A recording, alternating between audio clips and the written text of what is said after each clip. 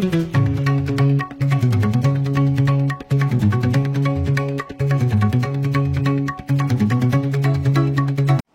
Prasad viewers அனைவருக்கும் வணக்கம். நீங்கள் இன்னும் நம்ம சேனலை சப்ஸ்கிரைப் பண்ணலன்னா இப்போவே சப்ஸ்கிரைப் பண்ணிக்கோங்க. பக்கத்தில் இருக்கிற பெல் பட்டனையும் ப்ரெஸ் பண்ணி ஆல்னு செட் பண்ணி வச்சுக்கோங்க. அப்போ தான் நான் போட போகிற ஒரு வீடியோ உங்களால் ஈஸியாக பார்க்க முடியும். செப்டம்பர் மாதம் தனுசு ராசிக்கு லக்கி மாதம் அப்படின்னு தான் சொல்லணும். அது பார்த்திங்கன்னா அந்தளவுக்கு கோச்சாரத்தில் கிரகநிலைகள் மிகுந்த சாதகமாக இருக்கிறது. அதாவது 1, 5, 9 அப்படின்னு நம்ம சொல்லிட்டு வரோம்.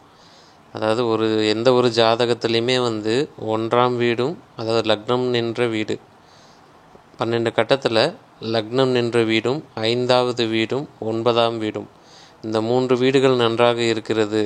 அதாவது இந்த 3 வீடுகள் எந்த அளவுக்கு உங்களுக்கு சாதகமாக இருக்குதோ, ஃபேவரபுளாக இருக்குதோ, அந்தளவுக்கு உங்களுடைய வாழ்க்கை அப்படின்றது தானாகவே நல்லாயிருக்கும். அதாவது அதுவாகவே சிஸ்டமே அப்படி தான் வடிவமைக்கப்பட்டிருக்கு அப்படின்னு அர்த்தம். அதாவது லக்னம், அதுக்கப்புறம் 5ஆம் இடம் பூர்வ புண்ணிய ஸ்தானம், 9ஆம் இடம் பாக்யஸ்தானம். இந்த 3 வீடுகள் ரொம்ப ரொம்ப ரொம்ப ரொம்ப முக்கியம். இந்த 3 வீடுகள் அப்படின்றது மிகுந்த நன்மை செய்யக்கூடிய ஒரு 3 வீடுகள். அதாவது ஒரு ஜாதகருக்கு மிகுந்த நன்மை செய்யக்கூடிய வீடுகள் அப்படின்னா லக்னம், பூர்வ புண்ணியஸ்தானம், 5ஆம் இடம் என்கிற பூர்வ புண்ணியஸ்தானம், 9ஆம் இடம் என்கிற பாக்யஸ்தானம். நன்மை செய்யாத 2 வீடுகள் அப்படின்னா 6ஆம் இடம் ருணரோக சத்ருஸ்தானம், 8ஆம் இடம் அப்படின்னு ஆயில குறிக்கக்கூடிய 8ஆம் இடம் அஷ்டமஸ்தானம்னு சொல்லுவாங்க. ஸோ இது 6, 8 விட்டுருங்க.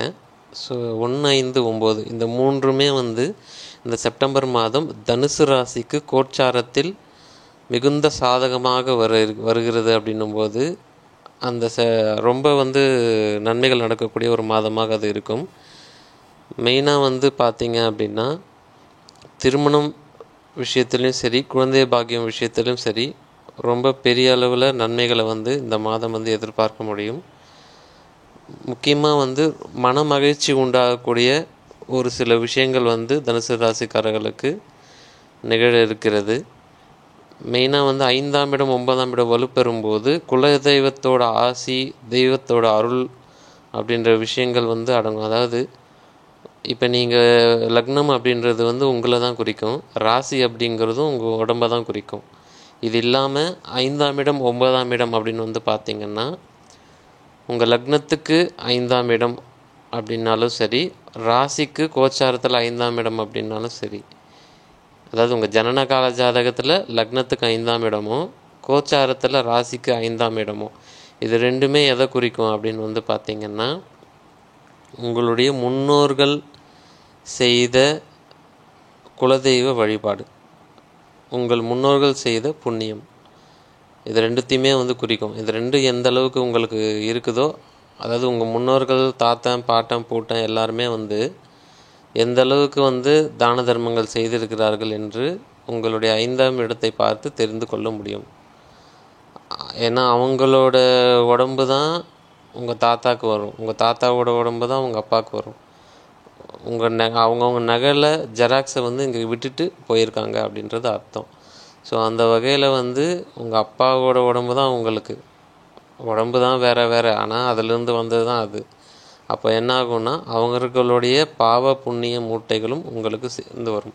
அதாவது எப்படி உங்கள் தாத்தா சொத்து ஆட்டோமேட்டிக்காக உங்களுக்கு வருமோ, அந்த மாதிரி அவங்க செய்த பாவ புண்ணியங்களும் உங்களுக்கு வரும் அப்படின்றது அர்த்தம். ஸோ அந்த வகையில் 5ஆம் இடத்துல பார்த்தா தெரிஞ்சிடும் உங்கள் முன்னோர்கள் எந்த அளவுக்கு புண்ணிய காரியங்கள் செய்திருக்கிறார்கள் அப்படின்றது. ஸோ அது வைத்து 5ஆம் இடத்தை கணக்கிட முடியும். அது மட்டும் கிடையாது, உங்கள் குலதெய்வத்தை நீங்கள் எந்த அளவுக்கு வழிபாடு பண்ணியிருக்கீங்க, மெனக்கெட்டு குலதெய்வத்தை எந்த அளவுக்கு வழிபாட்டுக்கு எந்த அளவுக்கு மெனக்கெட்டு பண்ணியிருக்கிறீங்க, எந்த அளவுக்கு அதோட உழைப்பை நீங்கள் போட்டிருக்கீங்க, எந்த அளவுக்கு குலதெய்வத்தை முக்கியத்துவப்படுத்தியிருக்கீங்க அப்படின்றதும் உங்களுடைய 5ஆம் இடத்தை வச்சு கண்டுபிடித்து விட முடியும். ஸோ இப்போ 5ஆம் இடம் நல்லா இருந்தது அப்படின்னா உங்களுக்கு பூர்வ புண்ணியம் எந்த நேரத்துலையும் காப்பாற்று. அதாவது 7 சனியே அஷ்டம சனியே இருந்தால் கூட 5ஆம் இடம் நல்லா இருக்கிற ஜாதகர்கள் நிறைய பேர் நான் பார்த்துருக்கேன், பெரிய அளவில் கஷ்டப்பட்டது கிடையாது.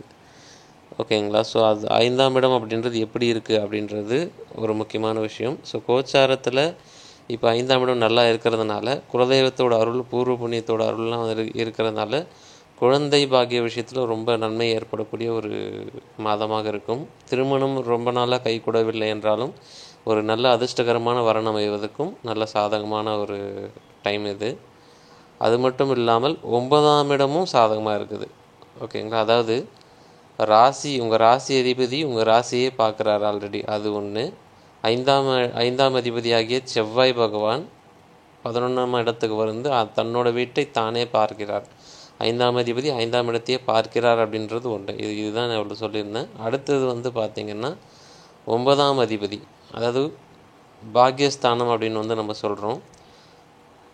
பாகிஸ்தான அதிபதியாகிய சூரிய பகவான் பாகிஸ்தானத்திலேயே அமர்ந்து அவர் வந்து சுக்கிரனோடு இணைந்து இருக்கிற ஒரு விஷயம், ஒரு சுபகிரகத்தோடு இணைந்து இருக்கிற ஒரு விஷயம் அப்படின்றது வந்து பார்த்திங்கன்னா மிகப்பெரிய அளவில் வந்து ஒரு நன்மைகளை, பாக்கியங்களை அனுபவிக்கக்கூடிய ஒரு டைமாக இது இருக்கும். இது எந்தளவுக்கு நன்மை பாக்கியங்களை அனுபவிக்க முடியும் அப்படின்னா, அதாவது அது வந்து 9ஆம் இடம் எதை வைத்து நடக்கும் அப்படின்னு வந்து முதல்ல நம்ம பார்ப்போம். அதாவது நீங்கள் செய்த புண்ணியம், நீங்கள் செய்த தான தர்மங்கள், நீங்கள் கோயிலுக்கு செய்த திருப்பணிகள், அதாவது நீங்கள் செய்த புண்ணியங்கள், அதாவது நான் 5ஆம் இடம் வந்து நான் சொல்லியிருந்தேன் உங்களுடைய முன்னோர்கள் செய்த புண்ணியம், உங்களுடைய குலதெய்வ வழிபாடு என்ன அப்படின்றதெல்லாம் சொல்லியிருந்தேன் இல்லையா, அது 5ஆம் இடம்.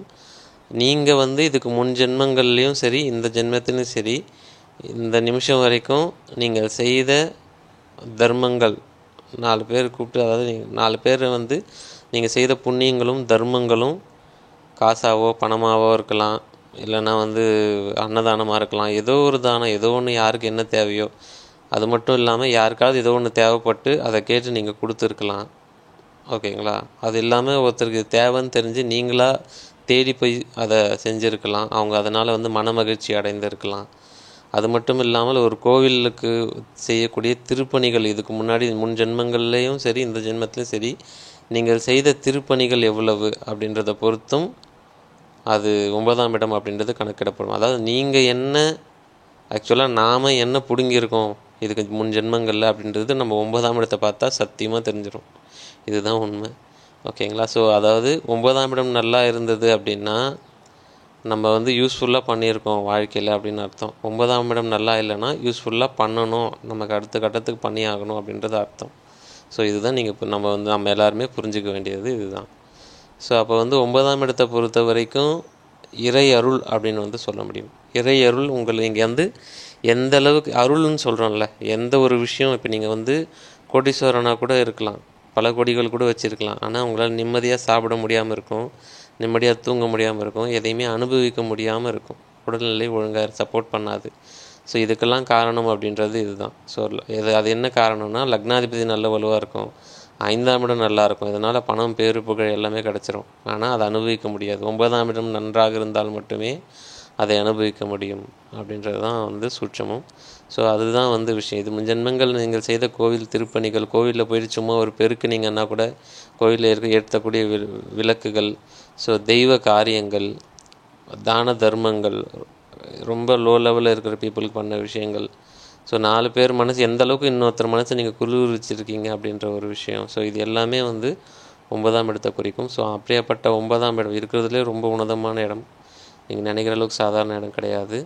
ஸோ அப்படியாப்பட்ட 9ஆம் இடம் அப்படின்றது வந்து பார்த்திங்கன்னா உங்களுக்கு இப்பொழுது சாதகமாக இருக்கிறது அப்படின்னு பார்க்கும்போது எல்லா விதத்திலுமே நன்மைகள் நடக்கக்கூடிய ஒரு மாதமாக செப்டம்பர் மாதம் இருக்கும்.